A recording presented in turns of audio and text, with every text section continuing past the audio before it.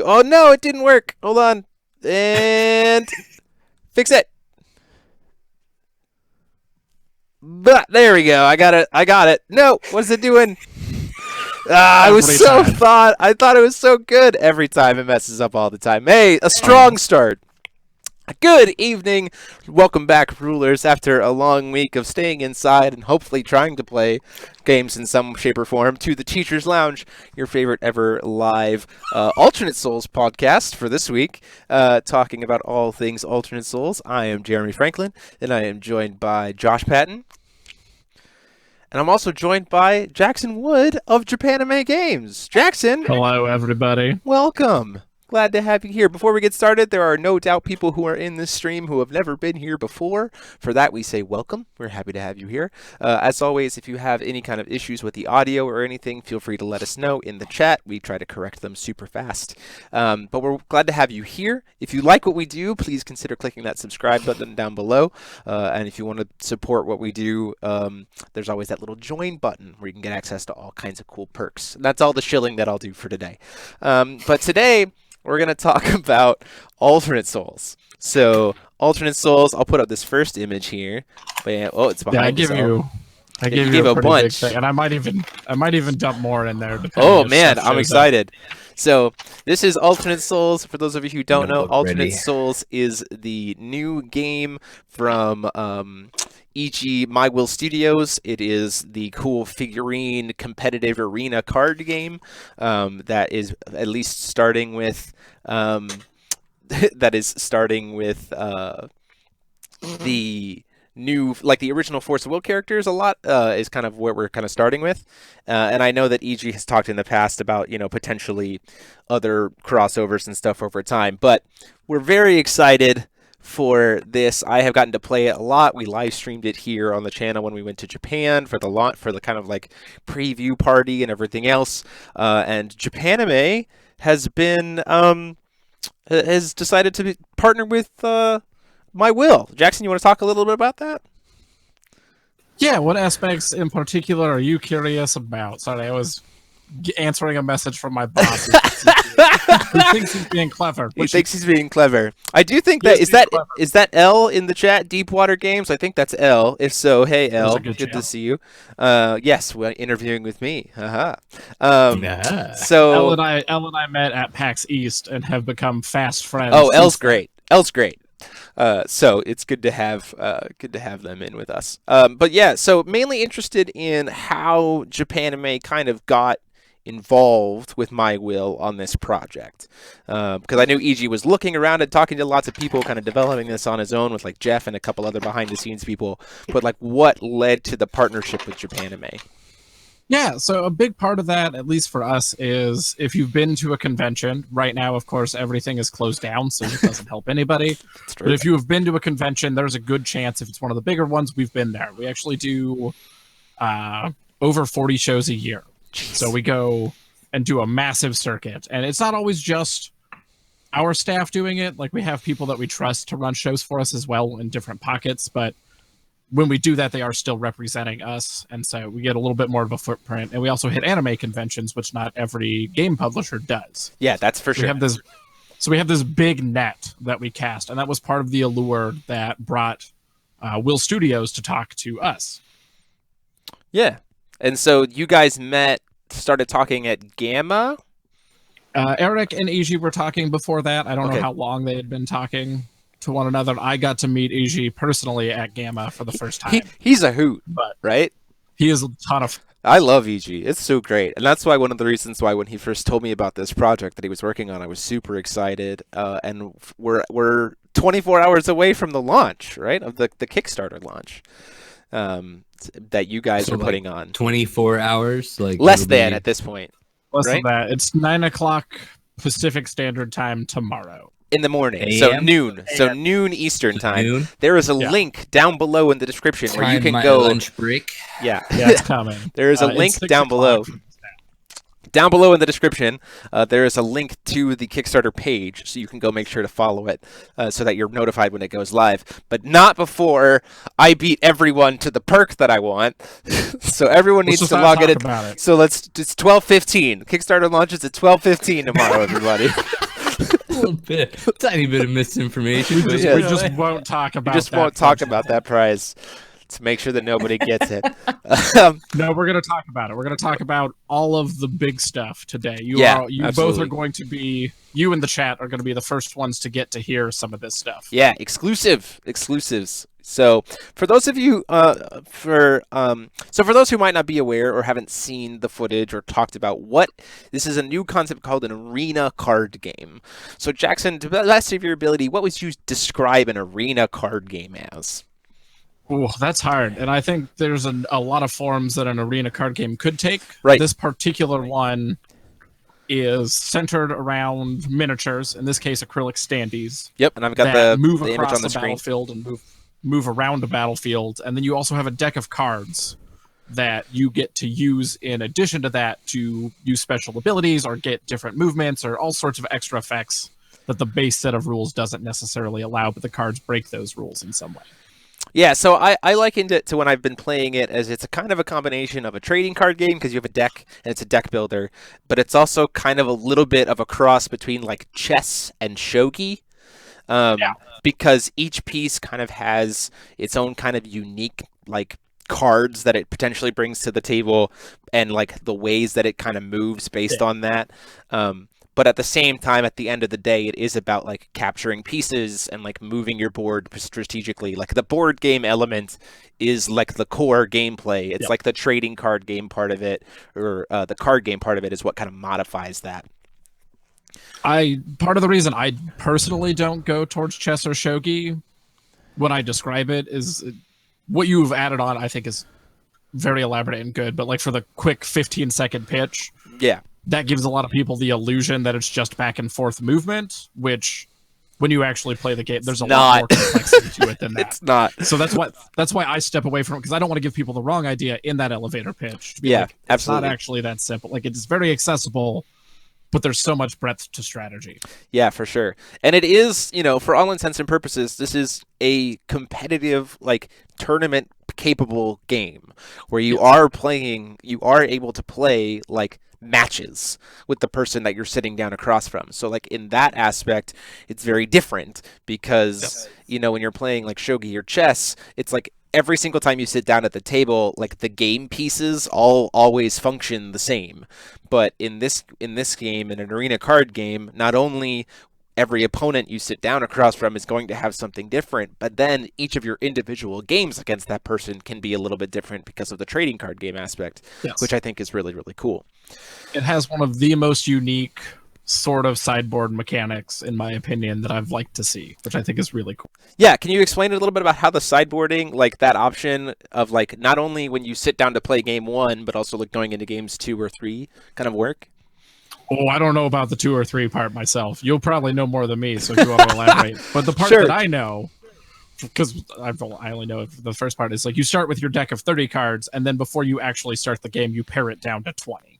Right. And I think that's a really unique aspect that you don't see in a lot of games, and I personally haven't seen in any other games. And I say that because there's probably some out there that do this. But and the other thing is playsets in this game are copies of one.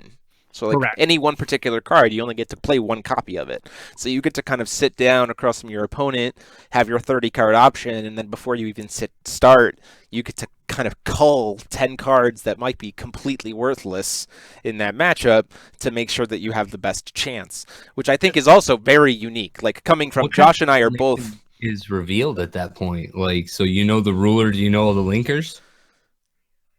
If I remember correctly, you reveal ruler and linkers, and then you get to pick your 10 cards. Yeah. So you get to know kind of like what colors your opponent. Because the other thing too is linkers never change though, right? Your 5 linkers between all the games, like anything when you sit, that's it. Those are your linkers. I think we'll have to wait to find out more about that. I believe not, but I'm not gonna say with certainty. Okay. I mean, that's safe. Again, there's some stuff in that capacity that we'll talk about further when we get to that stuff. Yeah, when there is actually a section. Well, and today, there is a section that will relate to that topic, but not exactly explain that topic based on what I'm going to bring to the table. Awesome. Dope. Cool. So I also do want to mention that as we're talking about stuff, chat, this is your time to be able to ask questions for Jackson. We want to be able to make sure that you have all the information that you are wanting for this so that you are ready tomorrow to jump in and support this project. So our 20 viewers that we have right now, share out, get people in here, get hyped, and ask those questions so we can make sure that you know what's going on. So and as I told Jeremy, well, before you continue, as I told Jeremy, and as I did on Japanime's live stream on Friday, I have one rule, which is if I can't answer your question, I'm going to tell you that I can't answer your question. Yep. So nothing. Transparency up to the point of things that we're not allowed to tell you, but even transparency in telling you that we're not allowed to tell you. Exactly. So I may not, if I can go into the reasons as why I can't say, I will. So if it's something along the lines of, I can't talk about that because there isn't an answer right now. Yeah. That might be the case. Or I can't talk about that because we're deciding between options. And then I'll talk about those options if I'm allowed to. Sure. So with that kind of brief introduction to what this game is, the connection between Japanime and MyWill and Will Studios, Jackson, where do you want to take us this evening? Oh, man. I mean, I want to take you as far as I can possibly take you. Let's take. Where do you want us to start? I got all these images ready to rock. I believe you sent me at least all of the first 5 rulers of the starter decks.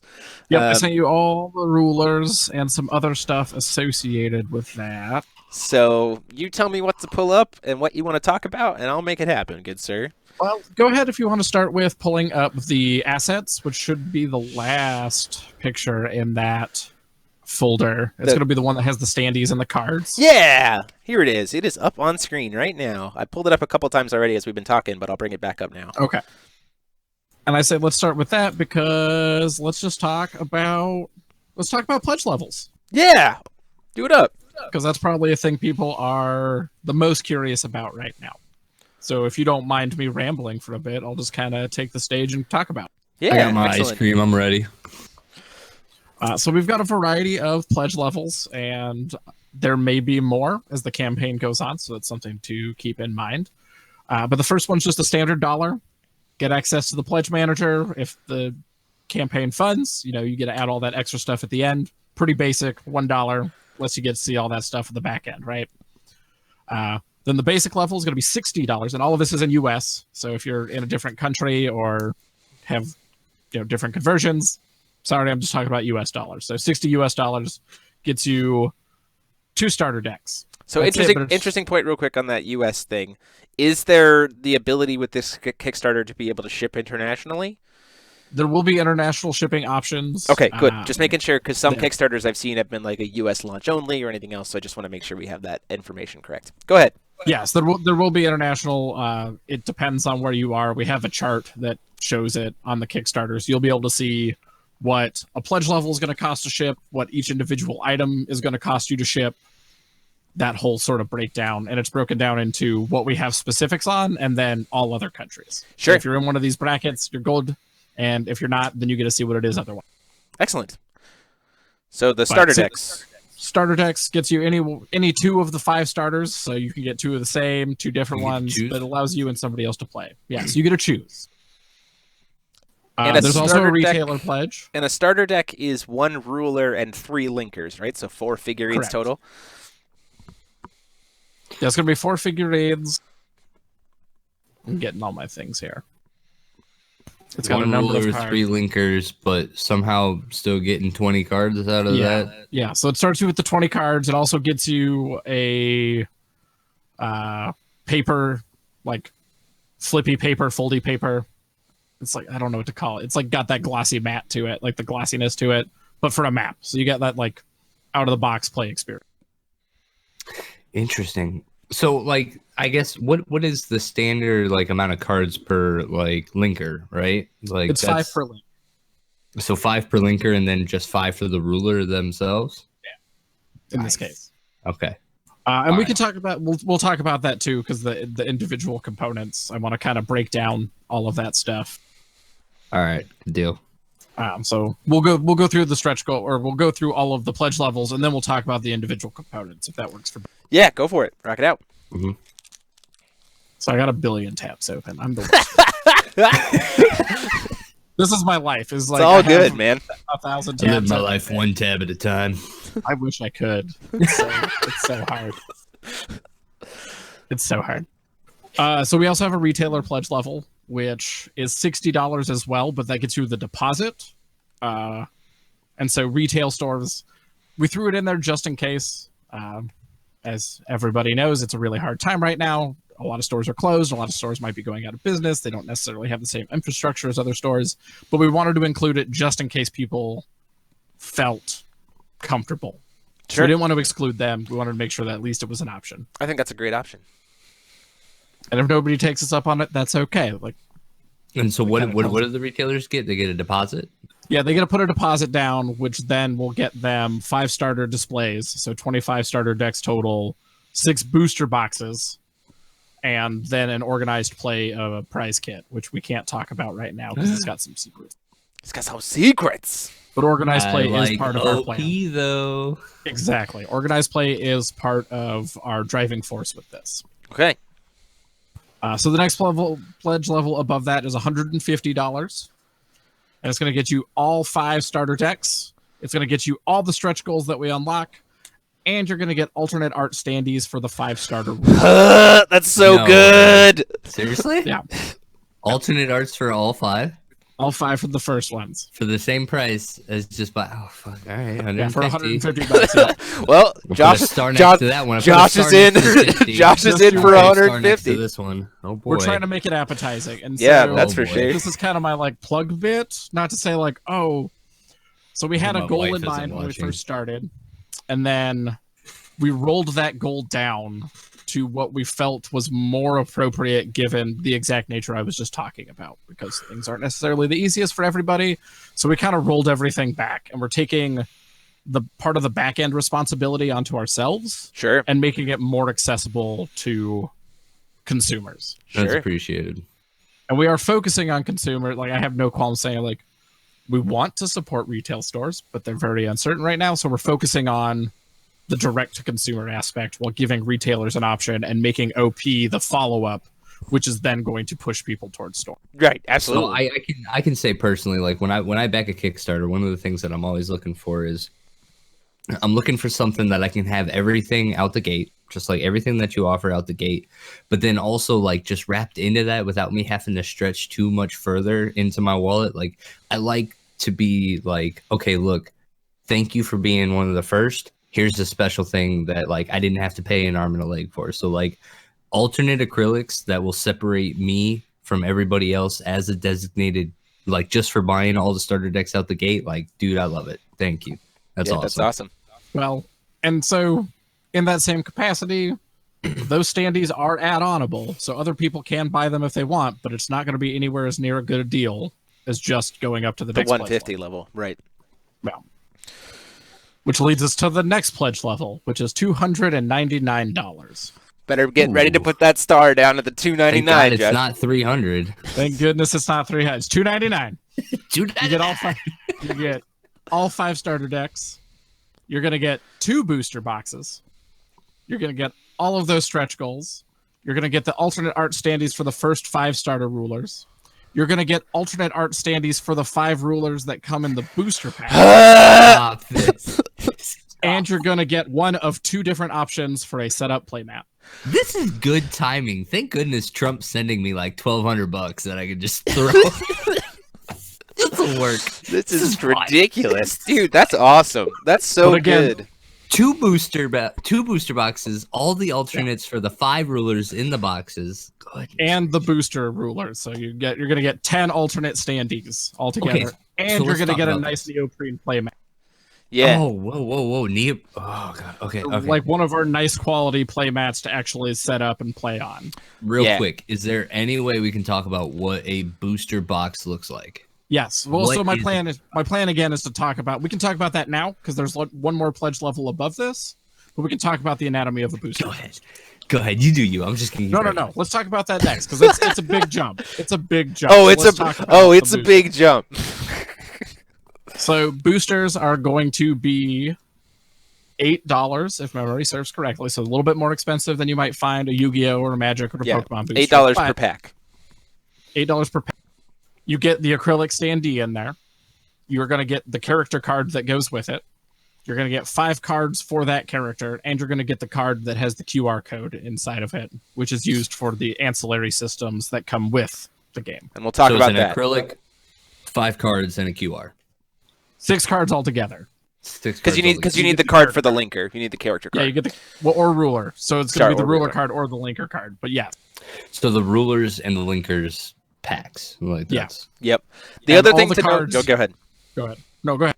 I do want to say to people that the one thing to keep in mind for the packs is that like it's different in the strikes of like random booster packs where it's like certain slots getting filled with like certain things from the pool. But like if you get a certain character, you will always get the same set of 5 cards for that character. So it's not like, for those of you who are Force of Will fans, if you're like really big into Sylvia and you happen to pack a Sylvia, you will get all of the Sylvia cards. It's not like you're going to get like, I packed a Sylvia, but yet I got a Dark Alice and a Cheshire Cat and a Scheherazade. And like, it's like, nope, you got all of the Sylvia cards with the Sylvia. You have everything you need to be able to play her. That's the biggest thing to like people need to realize, is that it's like random in the sense of like what character you're getting, but the character package itself is always going to be like the same. And that kind of leads to the next part, which is talking about those QR codes and things like that. So you've got your playset. Once you've got that character, like you have all the cards for that character, so you don't have to worry about it. So what's the point in getting more boosters? Well, outside of the Kickstarter, if you get these QR codes, it's going to build onto something called the Soul System, which is a project that EG is working on where each QR code is unique. The QR code will relate back to the character, but it's going to get you points towards that character and what we call the ultimate soul. So at the end of every cycle or quarter or whatever it ends up being, whenever a new set's going to come out or whenever we determine, we're going to see who has the most of, say, Sylvia or Alice. And whoever has the most of that based on those QR codes is going to get a one-of-a-kind, never for anybody else version of that character. Yep. So it doesn't have any new rules, but it's going to be alternate art. It's going to be unique to them. No one else is ever going to have it. Yep. So the QR codes are transferable between accounts. Yes. So you can try to trade to get those QR codes. Or Josh, I'll tickle Josh's fancy because Josh is a very big cardboard slinger, or secondary marketable, as they would say. Exactly. All right. And so it's building a different kind of secondary market for people who want to deal in that digital realm. But also, on top of that, those QR codes are going to give you a raffle ticket. And that raffle ticket is going to give you the opportunity to go to Japan for what we're calling the Festival of Ultimate Souls. The Festival of Ultimate Souls. It's a Festival of Ultimate Souls. Yeah. Yeah. Deal. Turned out that Festival of Souls is actually a holiday. Yeah. So we can't... So we decided not to go with that one. We do have a question from the chat real quick. Kildare asks... are the booster packs themselves? Why call them booster packs when these are just blind buy packs with rarity? He's asking if are there going to be characters that are more rare than others in a set? Not that I am aware of. So these are more like blind. We're calling them boosters because that's like the typical moniker of like card game stuff, and it is kind of related to card game stuff. But ultimately, these are just going to be blind. They're more like blind bags than like exactly hunting. Okay, excellent. But yeah, as far as the marketing works, it doesn't sound as good and is less accurate because of the card game aspect. Right. How many booster packs are in a booster box? 12. So, like, going forward with that math, if you get 2 booster boxes out of the $300 level, or the $299 level, as it were, and each of those conceivably has a unique character, which is our plan, is if you buy a full box, you should get 12 unique characters in that box, is what we're shooting for. We don't have promises on that yet. Yeah. That is what we're shooting for. We have to see if our manufacturer can actually accomplish it. If you get 2 boxes... 5 rulers, how many linkers in the first? So it'll be 20.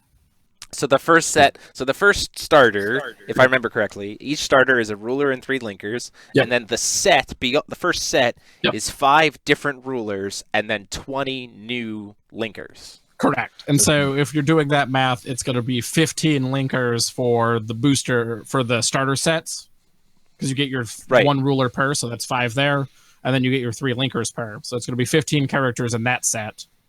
And then for the booster set, there's 20 linkers on top of 5 new rulers. Yep. So it's going to give you 35 linkers to play with in addition to 10 rulers. I'm going to be building a display for all of these standees because I do want to show. I don't have, unfortunately, because I sent them all to you guys for packs, I don't have any of my figures left. But I do want to show people kind of what we're talking about when we talk about these acrylics. Yeah. And while it's doing that, the math works out that if you're lucky, it can be. I mean, like looking at the picture, it could be kind of hard to kind of tell. So I get to show off my weepness. So this is like this is a My Hero Academia one, but it's the same kind of element where it's got this like clear acrylic base and this like cool like standee picture of the character, the artwork, and everything else. So alternate souls. If I'll bullet the picture again here. As you can see here, it's the front part of the figurine standee is the character's like stats and attribute, and then you have the artwork standee behind it. These are so sick in person. Like, I'm not joking when I say that even just beyond being able to play the game, because the game itself is amazingly fun, as a collector of really fine, cool, nerdy stuff, this is also going to fill that niche super well. So... Sorry, soapbox over. Oh, it's fine. All I was saying beyond that is the mentality is if we accomplish what we're shooting for in terms of uniqueness within a booster box, then theoretically, with 3 booster boxes, you should have everything outside of getting unlucky. Yep. Couple duplicates, yeah. Interesting. So yeah, 25 unique booster packs, essentially. Yeah. 12 in a box, $8 per one to just get all of them out the gate. $200 if you just knew everything. So that's not bad. A little randomization. Trying to keep it reasonable. We're also not planning to make any cards that are not accessible to the audience as a whole.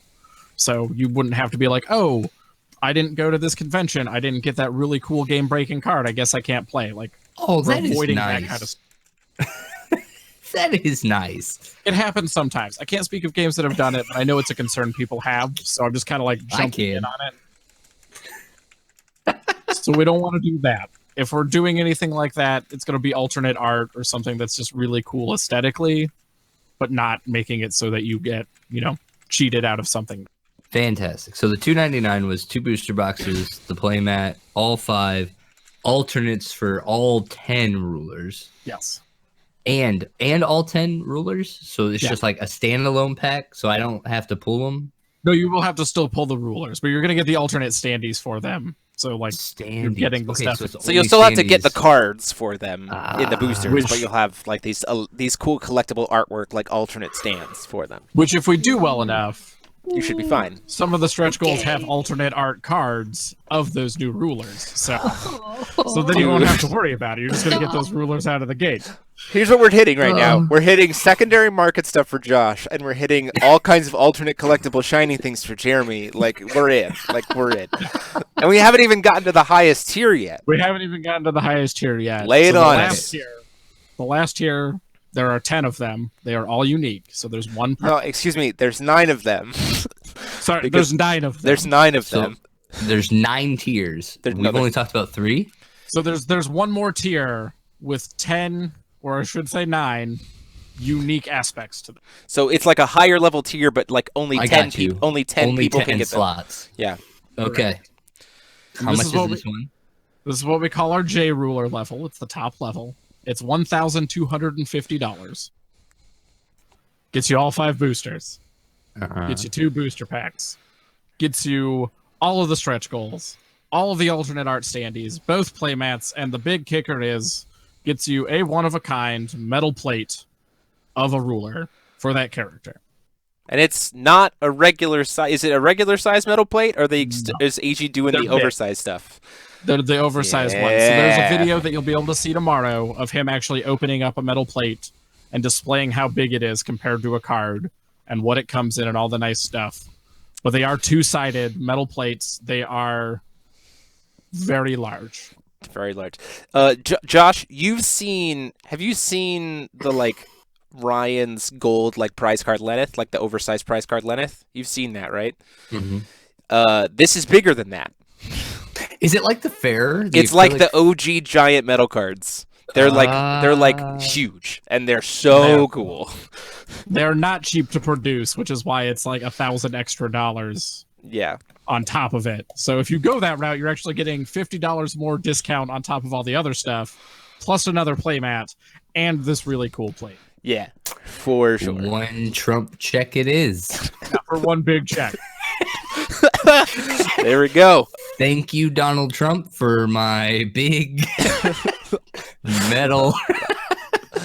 But like we said, there's really only 9 of them because one of them is already like, don't even try. So one of them. So we already know all 10 of the characters. Yeah, it's one. Okay. It's one for each ruler. It's one for each of the 10. Okay, I got you. And we're gonna go into them tonight a little bit. Yeah, we're gonna go into most of them. There's some that like we've talked about all. We could talk about all of them, I guess. I don't see any reason why not. I can share the images for most of them. I don't have the images. Well, and for so those things I sent you are actually. Is there more for me to grab? No, so those ones I sent you are actually for something different. Oh, okay. That has to do with the community aspect that we wanted to introduce with this particular Kickstarter. So we're not actually adding community goals at all. So we're not doing, hey, if 100 people share this, 200 people share this, none of that. Sure. However, we are adding player's choice voting to the alternate art versions of things as they come up. And we're going to do one a day for the first 5 days. Okay, wait, what?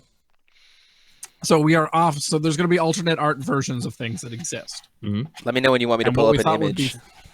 Yeah, if you want to pull up any one of the alternate art J-Ruler cards. So any of the J-Ruler cards. I'll pull up. I did have a question of this, so I will go ahead and show it off now because someone was asking me about it. It's your boy, Gil Lapis. Ta-da! So it is up on screen. I have the J-Ruler side of Gil Lapis right now. Yeah, so that or the regular. That was going to be alternate. This is the alternate art. So to go over quickly the stats here for people who don't necessarily who haven't seen the game again, I can go over them because they can see it on screen. So this is the J-Ruler side of the ruler card.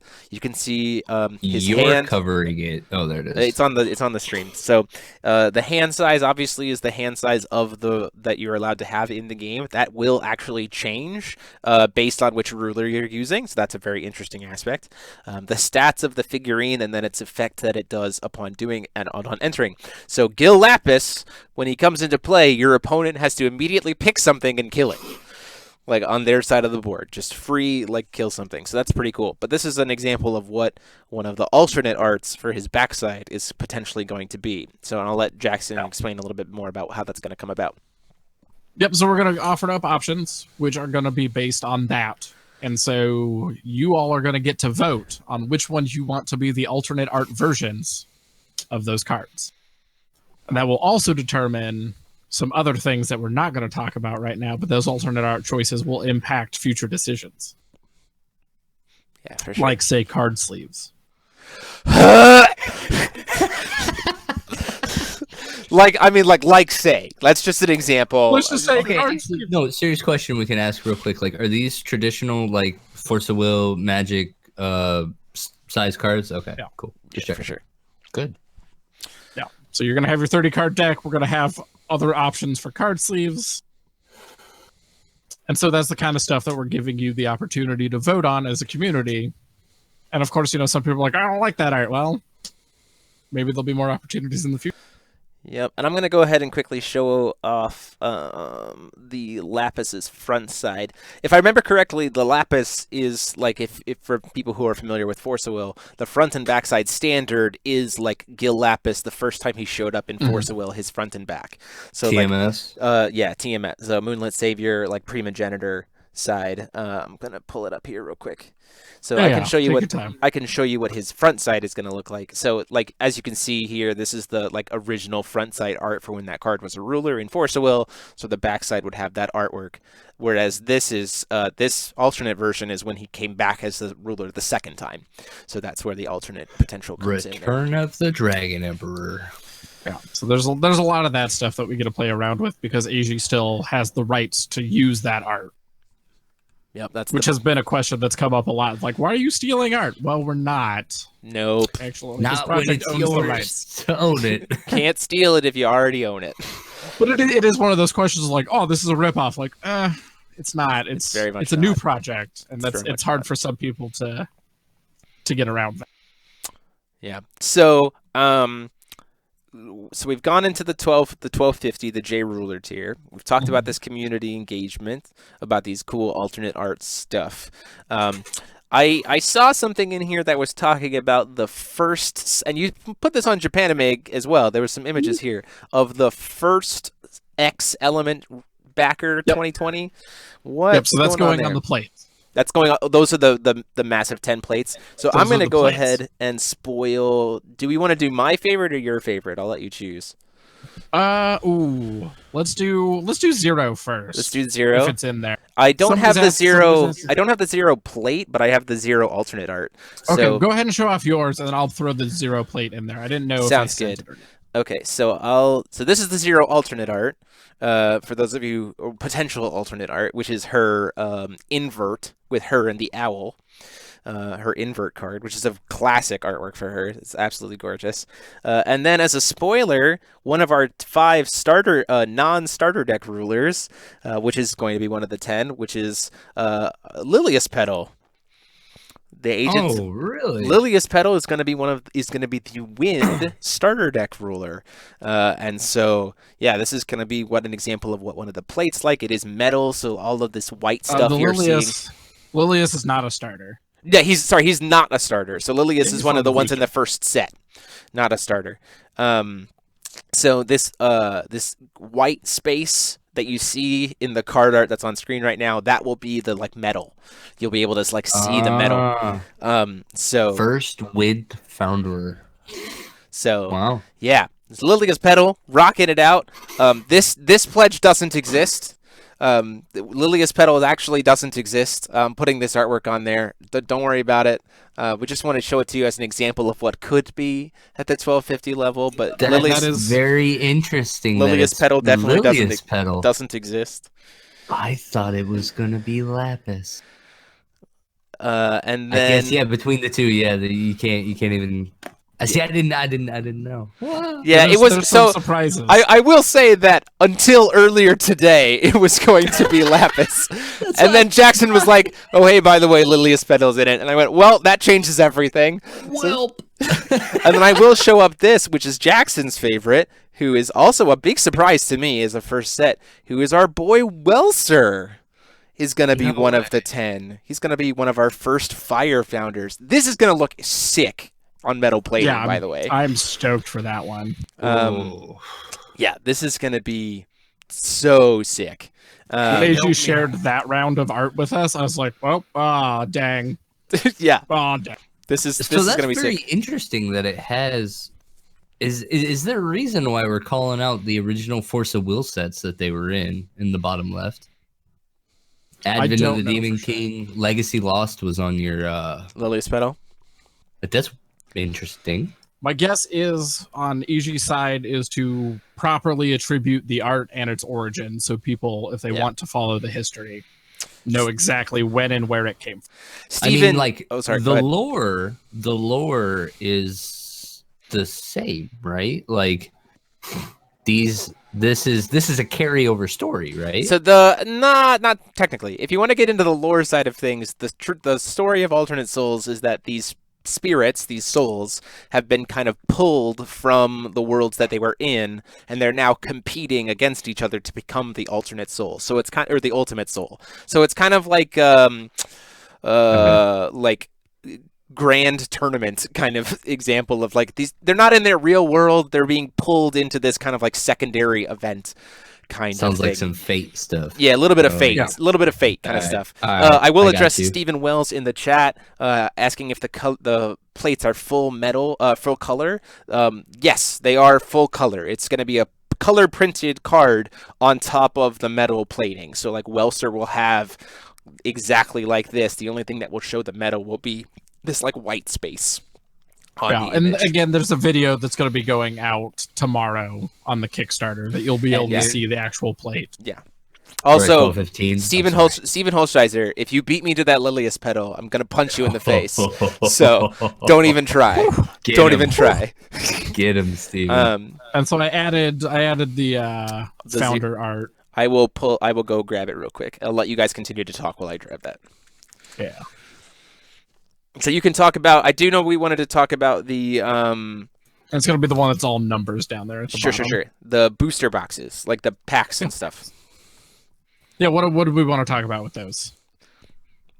Well, I think we already covered it, right? So it's 12 booster packs. A booster pack is one acrylic and all the cards that go with it in the QR, and then it's never different. It's just each pack is like a blind pack, right? So correct. I'm very interested in that. I guess the biggest thing is, so like, I know that me personally, I like when I go into the game stores, like I see hero clicks, right? And I guess that's really the biggest thing that I can attribute. Yeah, it's pretty similar. Except even in those like that or Monster Apocalypse back in the day, they did have rarity slots that got filled in the box. Interesting.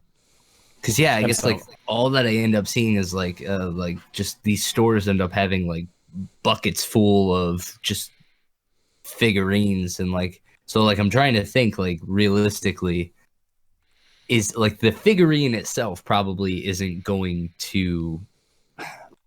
Once you have the first one, it is honestly the least important part of the pack at that point in time.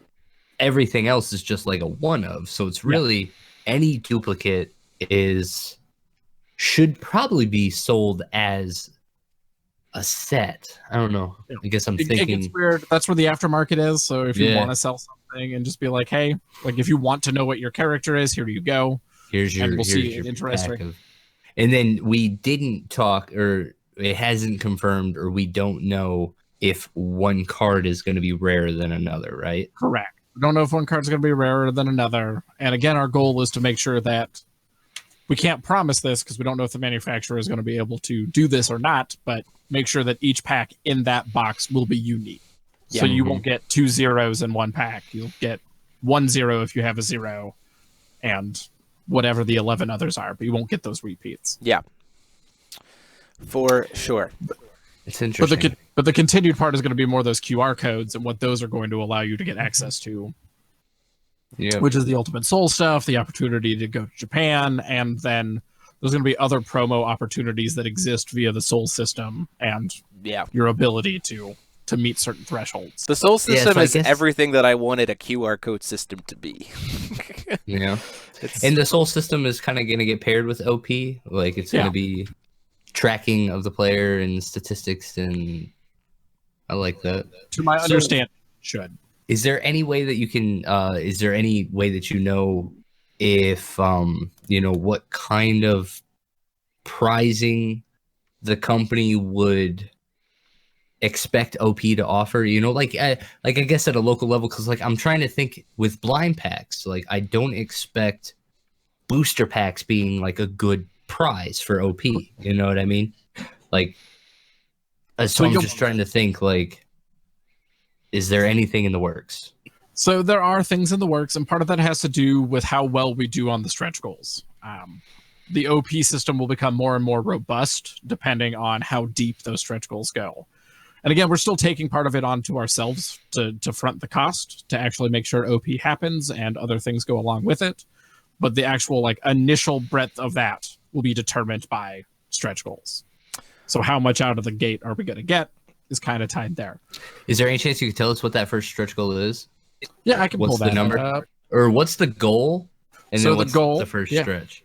Yeah, we have not talked about that. Yeah, we have not. Let me pull that anywhere. You heard it here first. Anywhere. I wanted to leave you all with some things. Yeah. Just because. Let me pull it up. And we appreciate it. I do want to address while you're looking that up in the chat. Thoth Phoenix is asking about the metal cards. The metal cards are exclusive to that $1,250 tier. They will be printed one of a kind for each of those 10 and will never be printed again.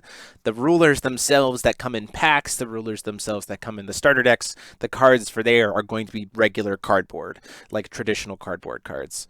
So we do also have a question of Hilarion. Will the QR code system be available worldwide? Still pretty burned out about the will point system not shipping to Europe, and that's with Force Will stuff. From what I remember in talking about it, is intentionally supposed to be if you can play the game in your country, you have access to that system, right? Exactly. Yeah, if it's somewhere that it is going to get to you, again, shipping might be a little bit more expensive, but it'll still be accessible to you. Yep. So I guess Kickstarter wise, all right. So nothing's been printed, nothing's been made yet, right? In what regard? Just the product, the game, right? So nothing has been officially made yet, no. Okay. But most things are getting prepared so that as soon as the Kickstarter wraps up, and we actually do shorter Kickstarters. So this Kickstarter is only going to be 16 days. So you don't get a full month to invest like some do. Like ours, almost always for Japanime, we don't always, but again, almost always, we'll do a 16-day cycle. Yep. And have been very successful with that. Yeah, we haven't failed as far as I'm aware. And I can say confidently, no Kickstarters that we have ran while I've been employed by the company have failed. There you go. But yeah, so the where is the product being made? Is it being made in Japan? It will be, as far as I know, manufacturing is in China, as many things are. Okay. But are we using like the traditional distribution model, like through like the different hobby distributors? Distribution will be different. Ooh. Any chance you can elaborate? I cannot at this time. There's that transparency up until where we can't. I mean, I said, like it's that part of it is that we have channels, that we are establishing and looking for. Part of that distribution is going to be done through us specifically. So Japanime will be doing some of that consolidation and distribution. But when it comes to international partners, none of that has been finalized yet. So that's why I can't say what it is or isn't going to look like. So has Japanime ever ran tournaments? We have not had competitive games like this, so we haven't ran things like what you might be used to. But myself personally, I'm going to take a step back and talk about some. My first foray in the industry, I started with Privateer Press, who is well known for War Machine and Hordes, as well as Monster Apocalypse. And so while I'm not the one who necessarily ran those tournaments, I was a judge for War Machine and Hordes, so I was one of the top people to know the rules and play the game at a competitive level. So I have experience in that capacity. And then before that, I was actually on the retail side for almost 8 years. He knows his stuff. Yeah, it seems like with a little bit that I've been digging into everything, it seems like if the distributor is also handling the tournaments, stuff goes kind of well. It's always an iffy scenario because distribution is its own thing, and again, we have no idea what anything's going to look like by the end of quarantine.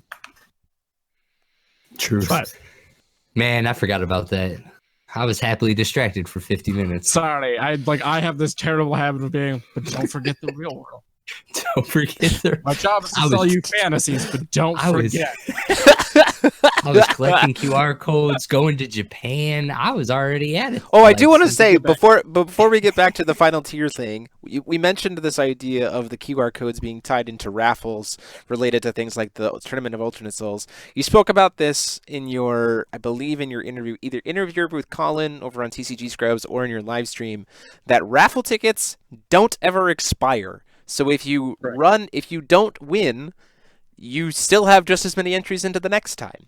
So that's amazing, and I just want to point that out, that it's just this ongoing, there's always an incentive to continue to stay engaged and always paying attention and being engaged with the product, which I think is awesome. But just wanted people to make sure they know that. But yeah, let's talk about the goals and maybe some stretch goals if you can talk about it. Yeah, I can talk about thresholds because I think thresholds are a little bit better for what we have designed this time around. Like there are stretch goals in them, but there's like certain thresholds. So this is the part of the like I've been talking some big numbers, and I always get scared talking about big numbers.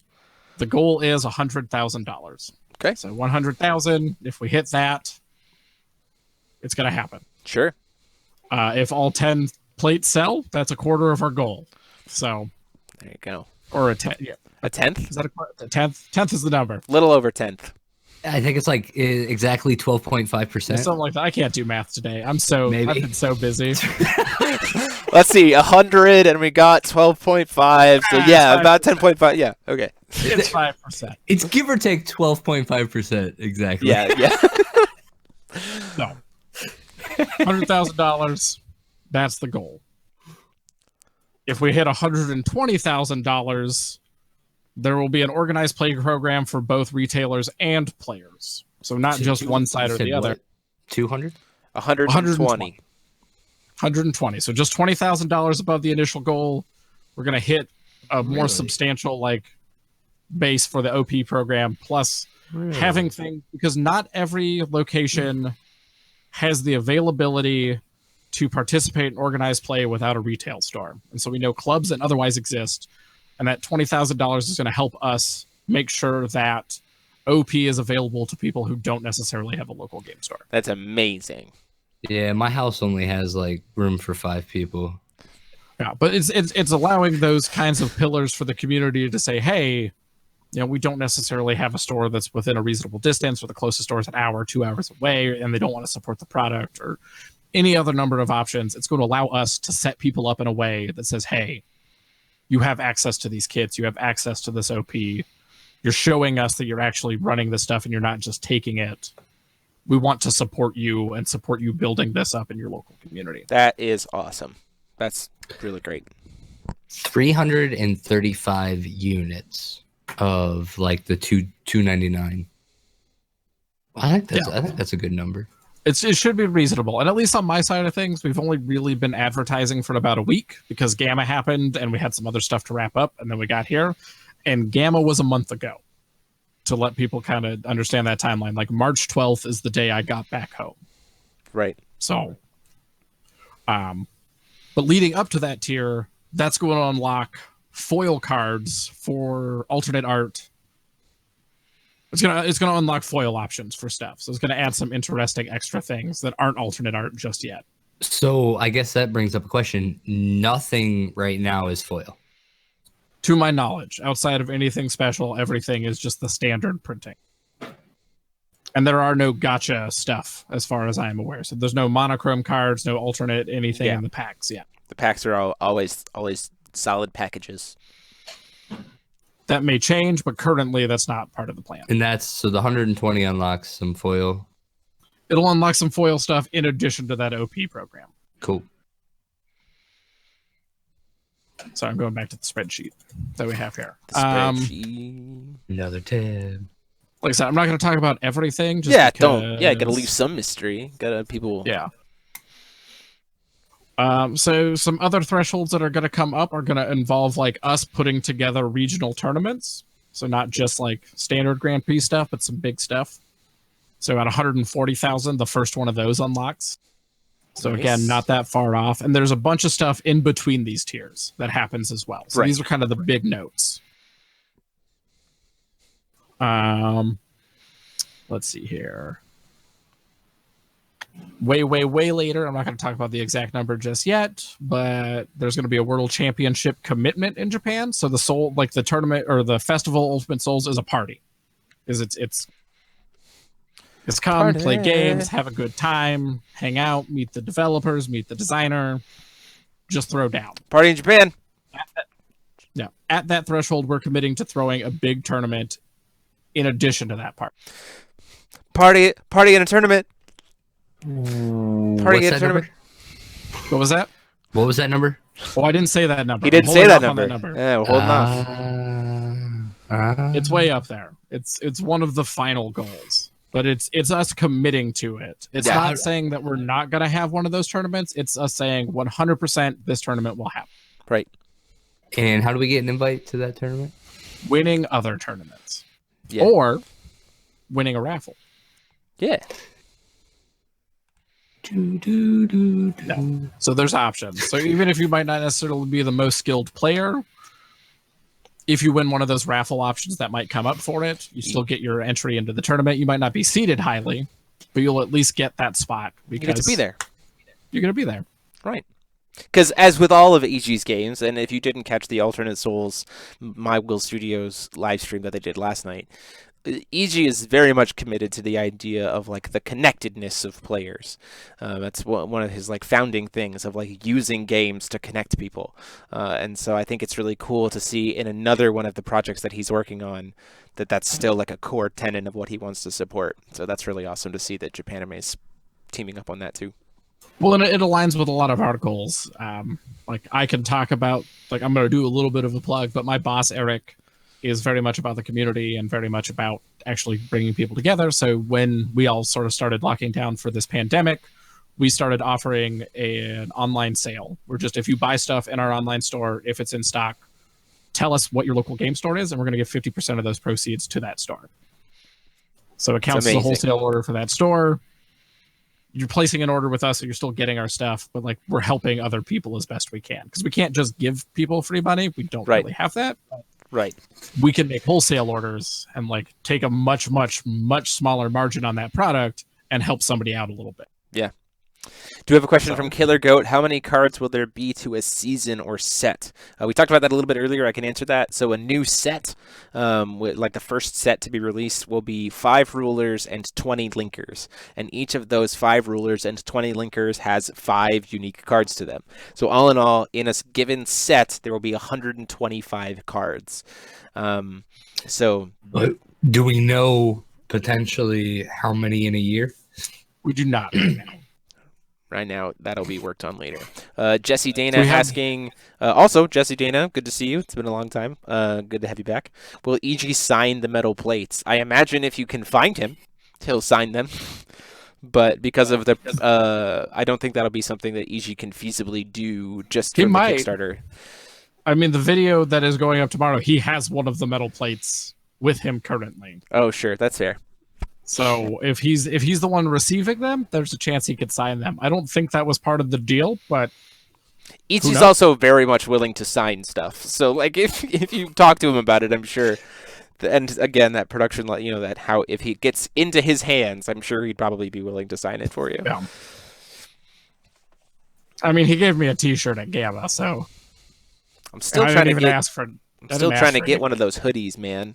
That man has the only non-red, white, or black Force of Will hoodies. Interesting. Like he had there was a purple one, a green one, a white, a yellow one, and a blue one. And I know where the purple one is. I don't know where the green one is, and EG has the blue and the yellow one. And he won't talk about it. Time to schmooze AG for some sweet, sweet swag. So we go, like, again, if you are interested in any of this stuff, the link to go get notified as soon as this Kickstarter goes live is right down below us in the description. Less than 24 hours. Less than 24 hours at this point. It goes live again at 9 a.m. Pacific, 12 p.m. noon Eastern Standard Time tomorrow. 12:15 Eastern Standard Time tomorrow. And it's a 16-day Kickstarter. It's a little bit of a faster timeline, but it is so worth your money. To put it in perspective, that this figurine of Midoriya from My Hero Academia that I put up, when I was in Japan, that thing cost me $25 US for just the figurine. And so we're talking about a $30 starter deck getting you 4 of those, plus the cards to play the game alongside it, and $60 gets you 8 of those, plus the cards to be able to play the game with a friend. And that's just at the base tier. Like, this is absolutely a project that I think is so much worth your money. This game is an absolute blast to play. Before I even had all the acrylic standees, I was playing this game with the basic beta rules as it was still being worked on as we were on our way to Japan this year, myself and Derek were in the airport in Canada or in Minneapolis waiting to play this game, and just like kept playing because it is a ton of fun. It is super unique. It's super engaging. It scratches like all the right itches that a card game player enjoys, but also scratches so many itches that like a board game player would enjoy. It's definitely got a ton for all kinds of people, and so please check it out. You will not be amiss in supporting this game. And we've got other surprises to excite throughout the campaign, but in that same capacity, I haven't played games like this in a while. So after I left Privateer, I kind of lost my tooth for miniatures games in general. Like, I love hobbying and I still paint, but I kind of slowed down. And this is the first game in a while that actually got me to rekindle that excitement. Like, every single day that I've been working on this project, I've been getting more and more hyped. Yeah. To actually. And initially I was kind of like, I don't know how I feel about this. And then we talked on the phone at Gamma, and that was really good. And it was like, okay, cool. We're kind of figuring things out here and getting better. And then since then, my excitement has just gone through the roof. Yeah, for sure. It's definitely a game that when you first, I'll put it this way. When you first sit down with the game, when you're first looking at it, you're kind of like, hold on. Like, it is kind of a lot, but then you play it, and like, it's actually surprisingly simple, but like also a really good amount of depth and like strategic interplay and really cool interaction, all with like just these incredibly unique like physicality that you just don't see in another game, with these like cool acrylic miniatures and the custom artwork and the everything else. It is awesome. Big question, final question for me. Yeah. Ask all the questions. How big's the playmat? Oh, I actually have the dimensions for that. Yeah, that's what I want. He knows. I had to look it up the other day. Let's go. I will hit, while you're looking that up, Jesse Dana, is there a game or games in terms of style that you could compare it to? I think the closest thing that it's been compared to before has been, in terms of like a like actual traditional game, has been Crow's Master. I've heard some people compare it to. Crow's Master or Crow's Master Duels is a similar kind of concept in terms of like a deck that like moves around the pieces and everything else. Digging up our past. Yeah. Also, yeah, that's been kind of a similarity, but it really is just kind of a very standalone, unique experience that's very different than anything else I've ever played. So yeah, I haven't seen anything like it, and I have a stupidly large board game collection. yeah. Like I said, I can't wait to have a display behind me on my streams of just like all my figurines on my wall. It's just like, it's gonna be so good. I have never backed one of my own Kickstarters before, but part of me is like, ooh, I want one of those metal plates. So really, there's 8 of those there's 8 of those 10 tiers still remaining. If I could justify it. I'm not going to. Like, this is the most tempted I've ever been for, like... I was talking about it a little bit with Colin on the TCG Scrubs grade, of like, there's one-of-a-kind stuff. It's really cool. Like, this is that item where I was like, I would buy it if I could. Yeah. You know you've done a good job when you want to buy your own tiers. Yeah, for sure. You're like, oh, 12, yeah, whatever. To answer, you're like, man, I created this thing and everyone's gonna want it. Ah, crap! Now I want it. To answer the playmat size. Go ahead. No, classic card store problems is just wanting all your own product. Yep. Eating your own cakes. That's gotta avoid your own supply. It is 14 inches by 24 inches. So standard like card game playmat size.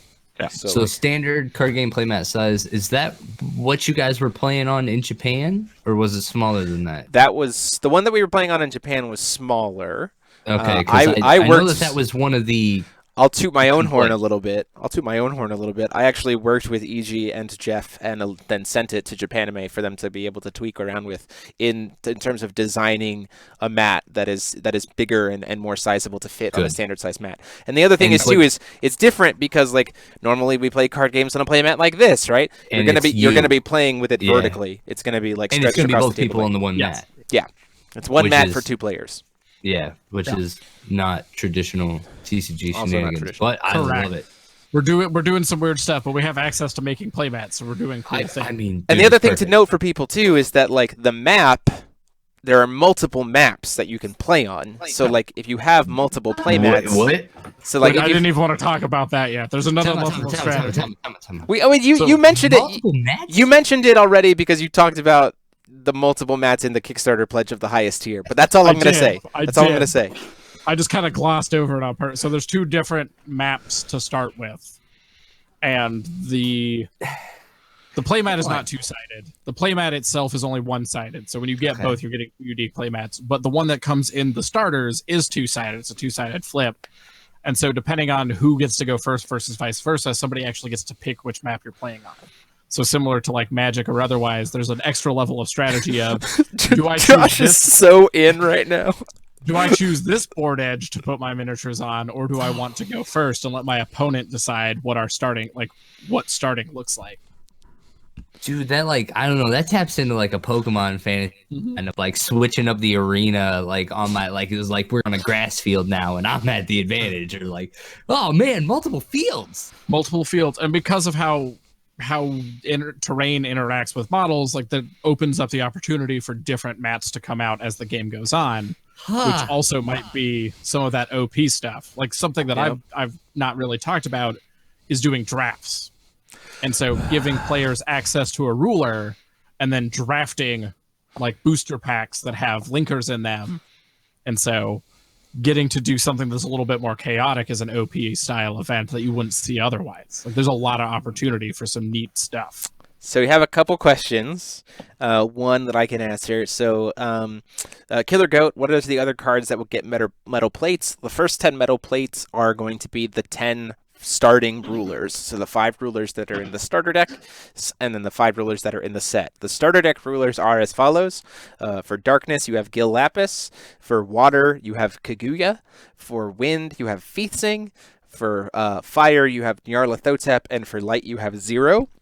The starting 5 in the set are Lilius Petal for wind, Welser for fire, and then I think, if I remember, we can talk about them. So then water is going to be Maribel. Yep, Maribel.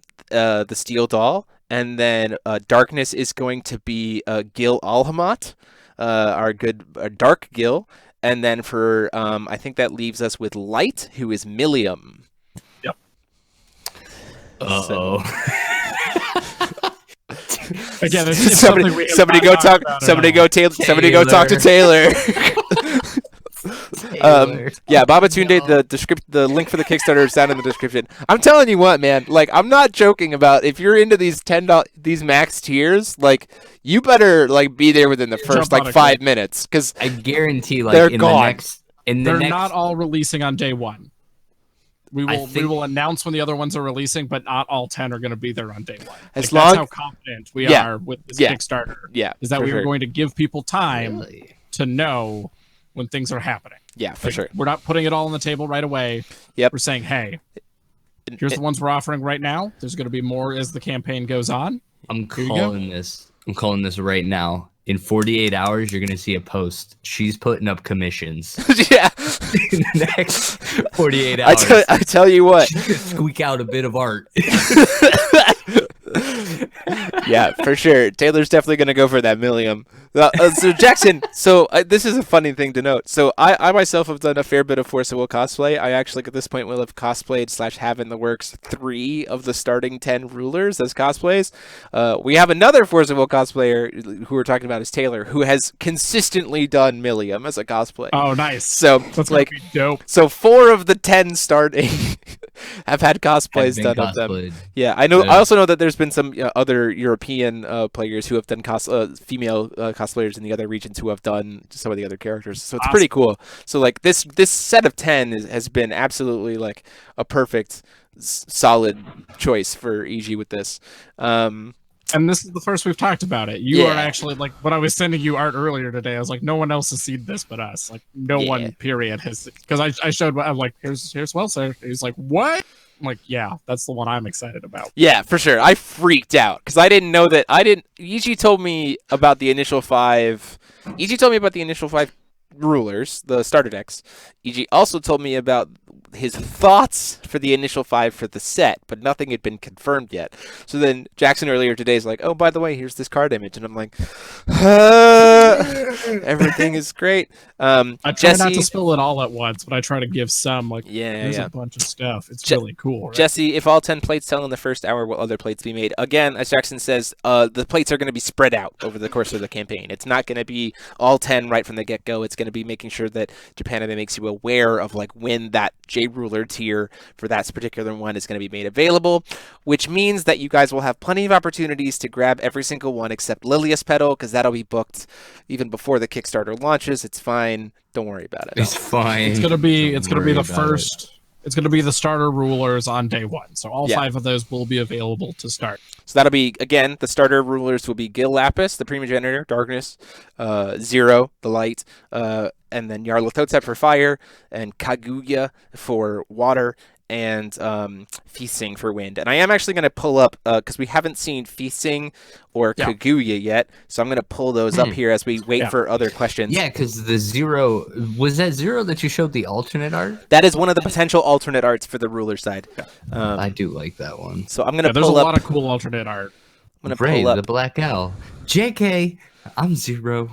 Let's see. Yeah, there's a lot of Again, I love Kage art. here. It's one of the things that draws me, and so this is Kage's front side. I'm really hoping, like I understand like why EG is going to use all of the art that he had, but like I really hope when this game succeeds, which it that will, he continues to like get new art, because like I was very impressed with what his crew was able to create during the time of Force of Will TCG, right? Like while he was in control of that. And so like if they can get back to that and like just producing more art, like I would absolutely love that. So EG, you hear me. This is so the starting here size. We haven't shown a ruler side really in depth. So this is what a ruler side looks like. It's got obviously the artwork, TMS. your hand size, the linker size here. We haven't shown a linker card, correct, but all linkers have a cost associated with them. And so when you're building your deck and choosing your linkers, you have to build at you can't go above the linker cost of your ruler, so that has to be kind of go into the way you build your team, but you can go below the linker cost of your ruler, which actually gives you an advantage because you start the game with some resources based on how you build. So there is some strategy there. You can have 5 linkers? It has to have 5 linkers when you when you play in a tournament, a competitive event, you'd have to play with 5. So the starter deck comes 3 and that's fine. Yeah, for the sake of like playing against someone else with a starter deck, learning the game, everything else, it's 3 linkers and a ruler. But to play in like a competitive event, you need a full team of 5. And so you're not color locked. And you're not color locked, no. There's some things that have to do with that in gameplay, but you'll be able to see more of that tomorrow. I just added a new file. Yeah, is there going to be like a CR? New file? Oh, cool. I will pull up the file. Is there going to be a CR tomorrow? What do you mean by CR? Comprehensive rules. Yeah. There's the 2-page quick start rules that are going to be. Okay. You just shared. Which has all the things you need. What did you just share with me? It's going to be, if you do it by the last Alice. modified. The Alice? Yeah, so it's going to have the Alice plus the card. Yeah, I'm going to download that right now to pull it up. And then you do see here at the bottom, there's this like starting positions icon. This talks about like where those linkers can be with that ruler at the start of the game. Don't use the Alice you just sent me. I will not. But I will pull up. It doesn't have her card. It has a card that comes with her. Oh, sure. And then I will pull up. This is the J-Ruler side, potentially one of the alternate art J-Ruler sides for Kaguya. So that's her. So we got water over there. And then I'll go ahead and pull up Feasting here to show people. I'm just going to give you the Sylvia ad we did. Sure. Because that has Sylvia's card. Sounds good to me. So here is Feasting on the front. Good old classic original Feasting for the front side. Starting way forward on the board state. So she gets to... She's a demi-human. She's not an elf. And then... While you're doing that, I'm going to answer Rawl's question. Yeah, I see Rawl a fair amount. Which is, how much cross-interest do we see from Japanime fans versus Force of Will fans, and the hope is that we're going to see a lot of like cross interest, because I would wager that a lot of people who are Force of Will fans may not have actually heard of us as a company, because in my experience, card gamers don't necessarily like board games all the time. Like, they have their card game that they love, and maybe they have love of other games, but most card game players I've known have been like, I like this, I like card games, I like these card games. Like, that's their niche. Yeah, so I can say this is the first time I've heard of Japanime, and so I think there's a lot of people in the Force of Will community that will also. Yeah, I'm waiting to see. I will say though, speaking on behalf of the Force of Will community, we do love to have contact with the companies that we're buying from. So yeah, thank you very much. Of course. We love to put a face to a company, so. Yes, I love getting out there. I love talking to people. It is very rare for me to turn down an invitation to do a stream or do an interview or anything like that, because I want people to actually talk to us, and I want to be transparent. Hold on, I'm going to try downloading this image again. Is it being goofy? I got it. I figured it out. I was going to say, worst case, I could also just do a screen share. No. You think too little of me. Stone and draw a card, eh? Nope, it's still being. That's super weird. That it's being like this. And like I said, not everybody who plays TCG is not a board gamer. It's just oftentimes I don't see the cross back as often. That image is showing up real small. Yeah. So unfortunately, why don't you go ahead and do a card gamers? Why don't you do a little screen share for me real quick so we can see this image? Chris Sylvia. So to speak to Force of Zero, the retailer tier is $60. That gives them a down payment that locks them into being able to order booster boxes and stuff. So it's kind of like, we're interested in this product. We can't necessarily commit completely to a full like order at the time, but we would like to at least like be on your docket for later. So that is a way for them to like put some money towards that for when they get around. So this is the Sylvia character card. Again, this shows you that like, you know, what the characters kind of look like. They're any kind of rulers, linkers on their front side don't have effects. They just have stats. The effects, some do. Oh yeah, right. Some of them do, I guess. Special rules like sword break and first strike. Yeah, and like symbol skills or like attribute kind of skills that we've seen before, like flying or things like that. But then they have, you know, their stats, how much they cost, and everything else. And that's reflected on the miniature as well. Yes, so if you look over at the standee above Sylvia's name, it has what their cost is and what their attribute is. So you can quickly identify on the board what the attack is, what the defense is, how much that model cost, and what its attribute is. Yep, for sure. And the other thing to note is that in this game, if figure dies, if the linker dies, you can go ahead and go back to your camera. If the linker dies, it gets to come back. It naturally goes on the standby track, which is kind of a way for that ruler to show that it will like be coming back in a certain amount of turns, unless it's your J ruler that dies, in which case you lose the game. So interesting thing that I was just thinking about. There's literally no way to not have your J ruler field. So it starts off the field. Yep. And then eventually, as the course of the game, based on its like what it does and that sort of thing, it will slowly tick down every turn until it shows up. Its entrance into the field is inevitable and outside of your control. Correct. Yep. But will then always you be a can risk. kind of plan for it. You can plan for it too, because you can know what that model's going to do when it enters. Was my camera not on? Yes, your camera is not on. Boop. Yeah, the Heart of Crown is definitely really sick. You guys have also done Tanto Core. Is it Core or Kure? Kure. Tanto Kure. You guys also had a hand in the recent Cowboy Bebop. Yep. Game. Like, you guys have had a lot of games that you have produced that have been really, really cool. Different kinds of like deck builders or sealed games or different board games. Absolutely excellent. So, you know, for people who are interested, like, I am super pumped. I was super pumped when Iji told me that Japanime was joining on, because I was like, oh yeah, this is like the perfect group to work on this game, to be able to support it and cheer it on. So like, absolutely in the best hands here. And that kind of ties back to what I was saying about card gamers. Is like, again, there's definitely overlap. I don't see it so much as card gamers coming to board games, but I see tons of board gamers going to card games. And I think that's going to be one of the draws of this, is our audience. Not everybody's going to be into a collectible card game, but you're going to get this new infusion of people who maybe never tried Force of Will before that are now coming into this community. Yeah, for sure. And to speak to Raw, it is new for Japanime to undergo some kind of like randomness in terms of like it's not just a sealed in the box thing. The beauty is though I think Japanime's done a really good job and is committed to the fact that it's not, oh, I'm gonna drop $90 on a booster box of Yu-Gi-Oh to try to get one card.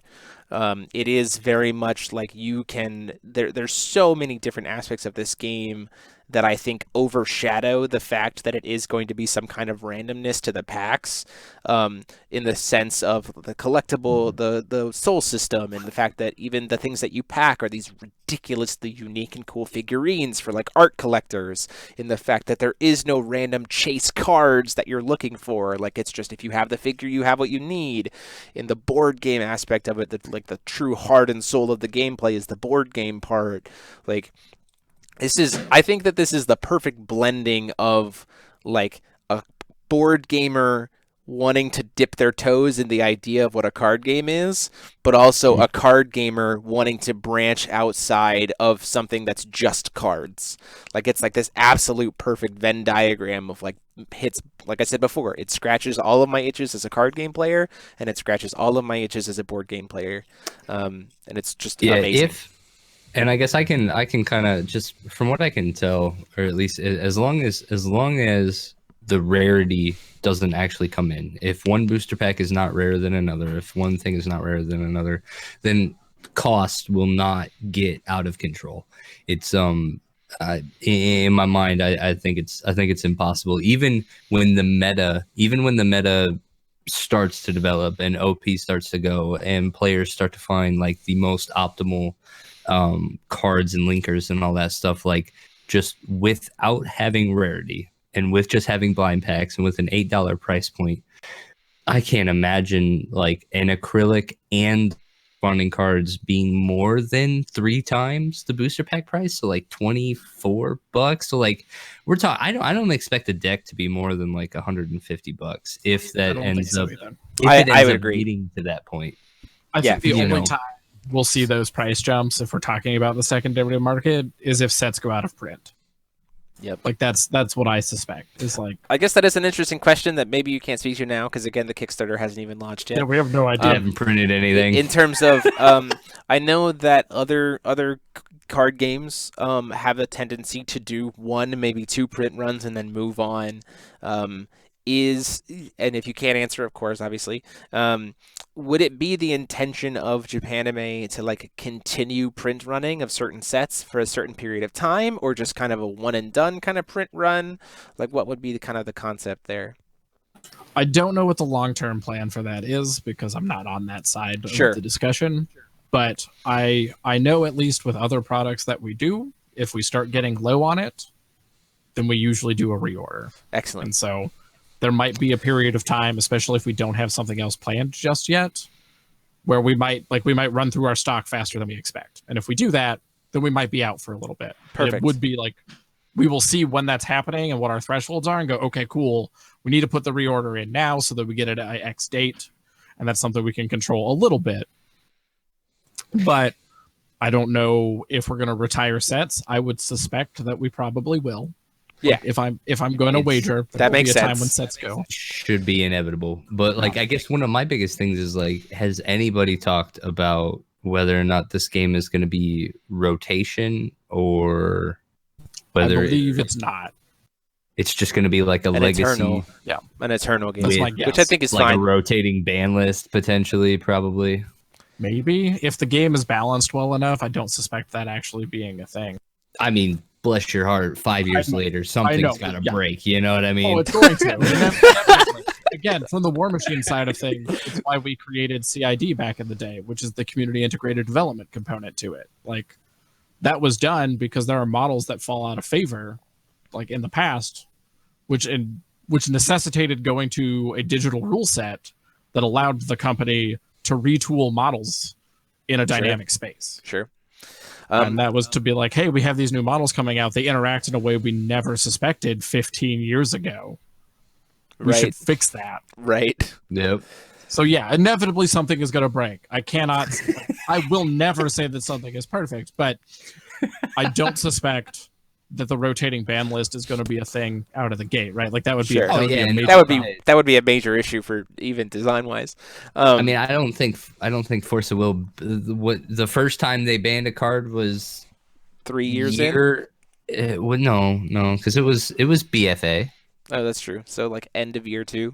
Yeah, it was like end of year 2. Like, so it's definitely nothing out of the gate. It's just something that I'm trying to think, like, because I know a lot of people when Force of Will started, there was a mix between the Yu-Gi-Oh crowd, the Magic crowd, and so when it came to that 2-year mark, where the Magic players were expecting rotation, but the Yu-Gi-Ohs were expecting all their cards to stay legal forever, there was a huge rift that ended up happening, right? Along with other things, but just thinking ahead for alternate souls.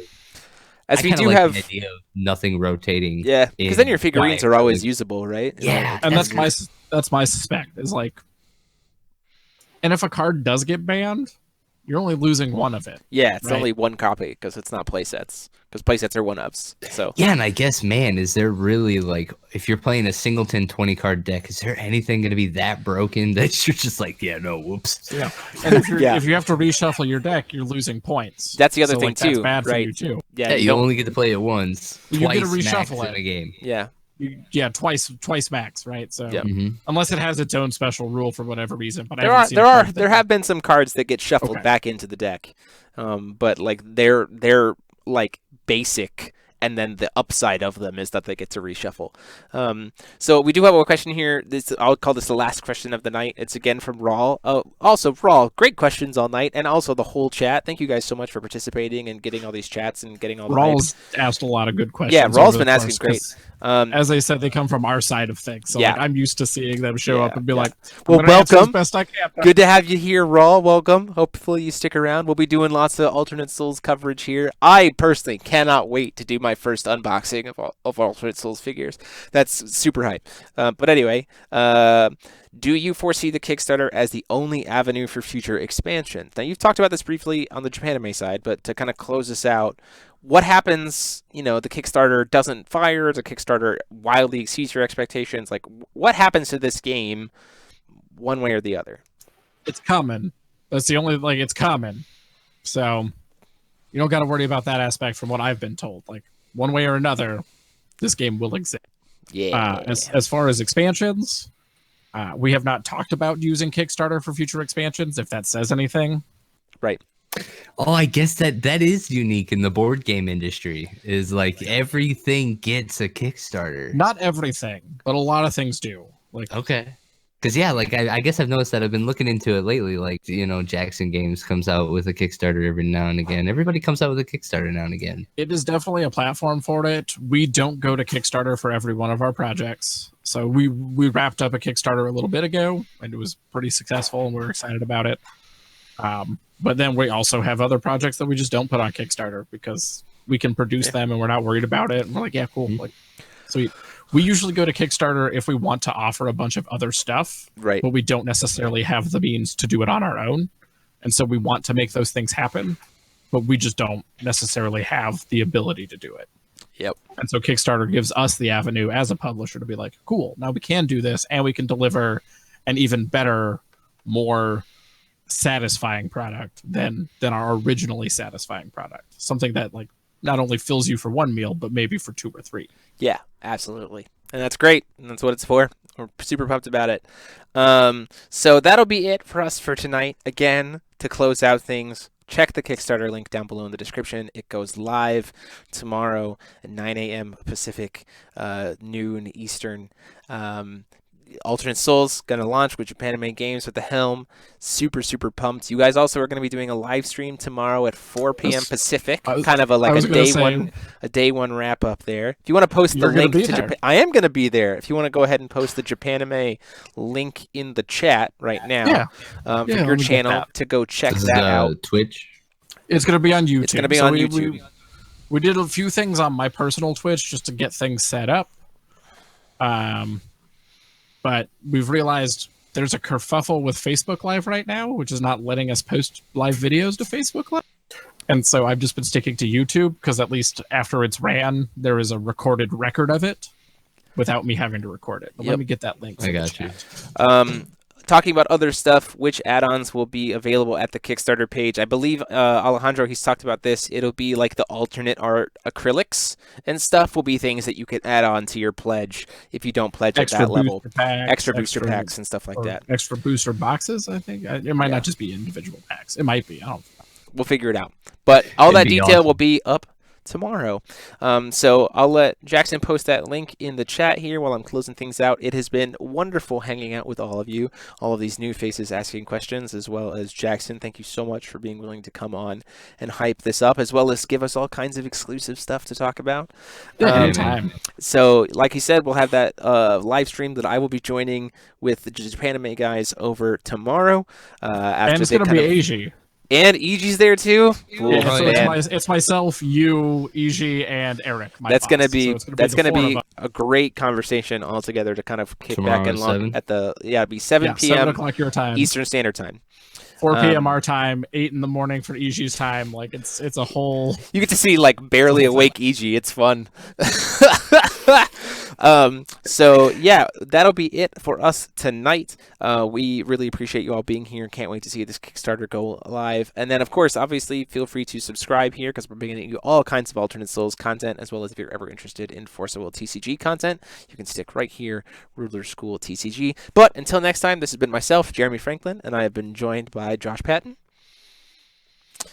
And my good buddy, who's my Jackson, my brain just That's a good buddy. Good my buddy's brain, fine. my brain My just good like buddy Jackson. We're all my gonna good buddy become good Jackson. friends by the time this is done. Don't Yeah, worry. for sure. And until next time, this is all of us saying class dismissed. So have a good night, everybody.